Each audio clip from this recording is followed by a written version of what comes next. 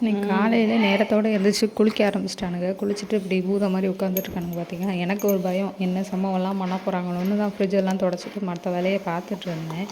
காலையில் எந்திரிச்சதுலேருந்தே கொஞ்சம் கலவரியாக தான் இருந்தது. பாலை காய்ச்சிட்டு சரி பால் ஆளாளுக்கு கொடுப்போமே அப்படின்னு சொல்லிட்டு எனக்கு ஹார்லிக்ஸும் அம்மாவுக்கு இந்த சோம்பு தண்ணியும் வச்சு கொதிக்க வச்சுட்டு இருந்தேன். சைடில் கத்திக்கிட்டு தான் இருந்தானுங்க. ஐயையோ 2 பேர் வேறு கட்ட டைமில் எழுந்திரிச்சு குளிச்சு ரெடி ஆகிருக்காங்களே, என்னென்ன செய்ய போகிறாங்களோ அப்படின்னு பார்த்தா ஃபஸ்ட்டு சம்பவம் காஃபியை கொட்டி விட்டுட்டானுங்க. சூப்பரு, இப்படி இன்றைக்கி என்னென்ன கலவரம் நடக்க போகுதுன்னு பார்த்தா 2வது ரிமோட்டை சல்லியாக நொறுக்கிட்டானே அப்படின்ட்டு. இது அவன் உடைக்கிற 3வது ரிமோட்டு.